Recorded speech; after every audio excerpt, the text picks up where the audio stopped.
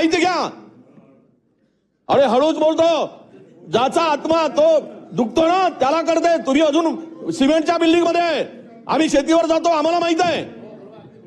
काय तुम्ही गमत करू नका, भावना समजून घ्या. योगेश साहेब हे थट्टा चालली.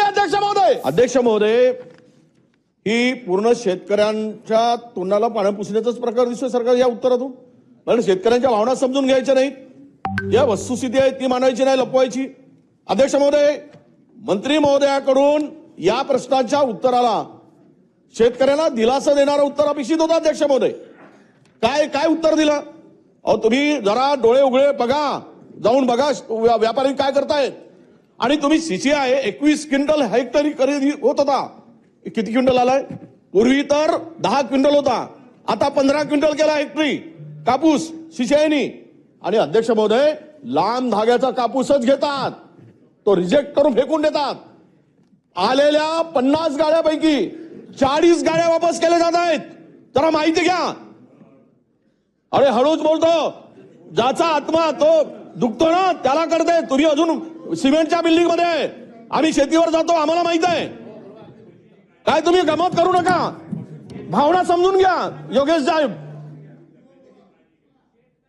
हे थट्टा चालली. अध्यक्ष महोदय अरे 15 क्विंटल कापूस तुम्ही सीसीआय खरेदी करते, त्यामध्ये बदल करता आला नसता. 21 क्विंटल होती पूर्वी की नाही?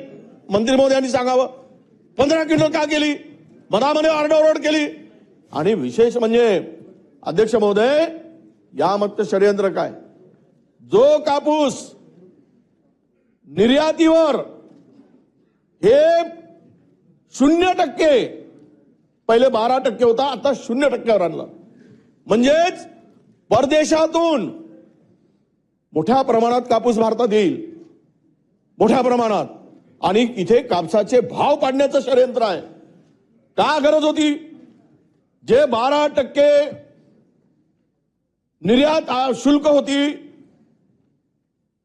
आपल्या आयात शुल्क होती, ती कमी करण्याची गरज काय होती?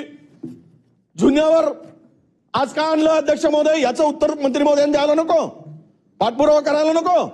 उद्या इथले कापसाचे भाव पडणार नाहीत.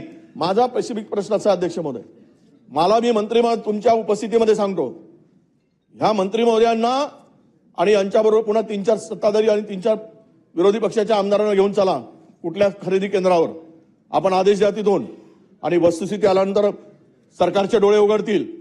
हे काहीतरी हे खरे नाही, ते खरे नाही. का खरे नाही? 4,000 रुपये सोयाबीन भाव खरेदी केला जात नाही. आमचे डोळे फुटलेत. खोटं का सांगताय? दिशाभूल का करताय? म्हणून माझी विनंती आहे आपल्याला अध्यक्ष महोदय, हात जोडून विनंती आहे. मी म्हटल्याप्रमाणे आजच्या संध्याकाळी जरा चला म्हणा खरेदी केंद्रावर, काय शेतकरी काय परिस्थिती आहे ती. आणि केवळ ज्या सीसीआयनी खरेदी करताना ज्या अटी घातल्यात ना त्या वाचानं जरा, ध्यानपत्र त्या खरेदीप्रमाणे त्या कापसाची खरेदी होते काय आणि किती टक्के शेतकरी खरेदी करतो, शेतकऱ्यांचा माल घेतला जात आहे. उघड इथे फसवणूक आहे. आणि तरी पण तुम्ही त्याला उत्तर देत नाही. समोर तुम्ही म्हणा ना की ठीक आहे, यामध्ये आम्ही केंद्र सरकारला पत्र लिहू, थोडासा तरी दिलासा द्या. अरे 21% करणार का? पहिला प्रश्न. कापसाची खरेदी प्रति क्विंटल पूर्वी होती, सीसीआय खरेदी करत होता, ते 21 क्विंटल करणार का? हा पहिला प्रश्न अध्यक्ष महोदय.